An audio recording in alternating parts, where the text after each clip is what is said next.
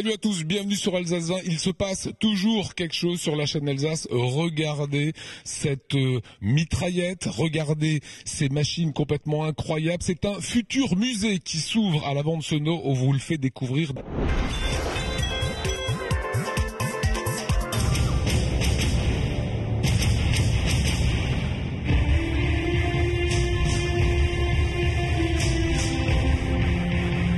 Regardez ce bateau incroyable, 20 mètres, 18 tonnes et il est à la Vande-Senots. Il appartient à Eric Hoffman. Vous êtes dans l'informatique, mais un vrai passionné de chars, de bateaux, de guerre.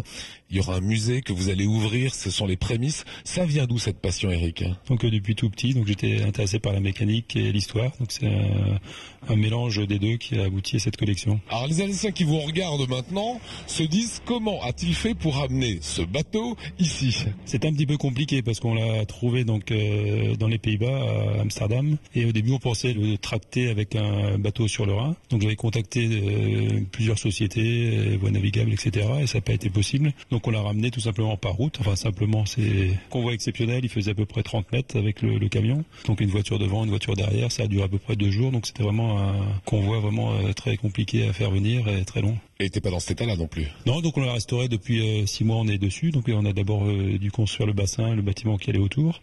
Et donc la restauration, on a démarré il y a 6 mois à peu près. Donc on a fini l'extérieur, sauf le plancher. Et maintenant on va attaquer l'intérieur avec les moteurs, la cabine de pilotage, les cabines des marins. Ici à la Vande-Senots, vous avez comme projet d'ouvrir un musée. On découvrira d'ailleurs directement ce bateau en arrivant. Ce bateau avait une vocation, c'est qu'il récupérait des pilotes. Oui, tout à fait. C'est un bateau un peu spécial puisqu'il appartenait à l'armée de l'air, la Luftwaffe. Le but effectivement était de rapatrier des pilotes qui tombaient en mer. Bateau rapide. Bateau très rapide, oui. Vous avez construit ce bassin uniquement pour ce bateau? Oui, ça peut paraître incroyable, mais on l'a construit uniquement pour le bateau. Oui. Si on veut faire un musée, on va dire moderne, pour attirer quand même du public, puisque le but d'avoir une collection, pour moi, c'est de faire partager la passion et de faire partager les pièces. C'est quand même de faire venir les gens et de trouver quelque chose d'un peu plus ludique, juste des vitrines à visiter. Donc on va essayer de trouver différentes choses. Donc là, c'est de l'eau, c'est un bateau, il y a une petite cloche à visiter. Donc on va essayer de faire quelque chose de dynamique quand même pour que ce soit intéressant. Ouverture 2014, 2015? On va rester large, je pense qu'il y en a encore pour 2-3 bonnes années de travail, je pense. Oui. Là, en fin de compte, vous êtes donc à l'atelier, mais l'atelier nous sert un tout petit peu de stockage en attendant de pouvoir ouvrir notre musée. Donc le stockage, c'est quoi? Le stockage, on a un Sherman, voilà. C'est quand même un char assez mythique durant la Seconde Guerre mondiale. Char américain. Donc un char américain, la 2e DB on était équipé aussi. Donc c'est un char d'à peu près 30 tonnes. Raconte-nous l'histoire de ce souffleur. Donc celui-là, il nous le fallait absolument.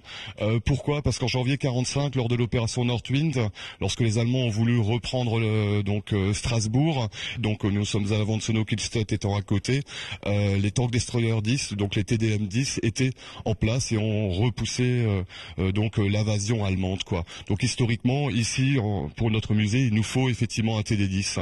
Et l'ancien propriétaire, qui l'a donc totalement restauré à la demande de notre patron, l'a mis donc aux couleurs du Souffleur 2, parce que Jean Gabin était chef de SAR du Souffleur 2, et comme il connaissait donc une personne de sa famille, en mémoire, il l'a nommé ainsi, quoi. Alors je voudrais qu'on passe du côté de la fonderie.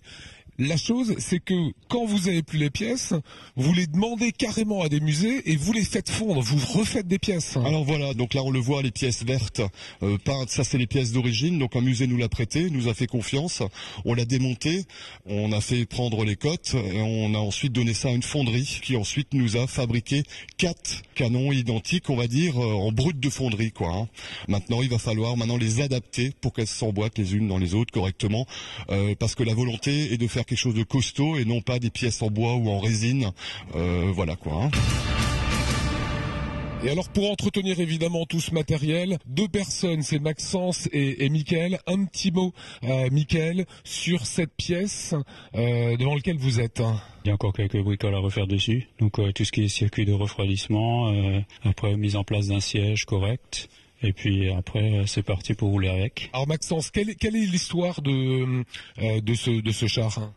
Alors, ce petit engin de démolition, on l'a trouvé en Allemagne, donc en allant acheter 2 canons russes. Et par hasard, dans la collection du propriétaire de ces canons, on est tombé là-dessus. Donc au final, on s'est rendu compte que c'était un Springer NSU, donc fabriqué à 50 exemplaires, et qu'il n'en restait plus qu'un au monde au musée de Bovington, et celui-là, c'était le deuxième au monde. Alors c'est un tout petit appareil, il servait à quoi? Alors en fait, il était bourré d'explosifs, il y avait à peu près 800 kilos d'explosifs dedans, un pilote au centre, et la mission du pilote, c'était de se rapprocher au maximum d'un char, dans une position stratégique, et puis au dernier moment, dans les 200 derniers mètres, il s'éjectait de son engin et continuait à le guider avec une télécommande filaire, et à arriver à proximité de l'objectif, il faisait exploser cet engin. C'est un engin de démolition en fait. Sorte d'engin kamikaze, sauf que le pilote sautait avant. S'il avait le temps et s'il y arrivait. Ouais. Alors en plus, ils ont une vraie culture de ces machines de guerre. Voilà ce qu'on voulait vous montrer aujourd'hui, ce musée assez exceptionnel en devenir, puisque il devrait se créer d'ici 1 à 2 ans. On passe à...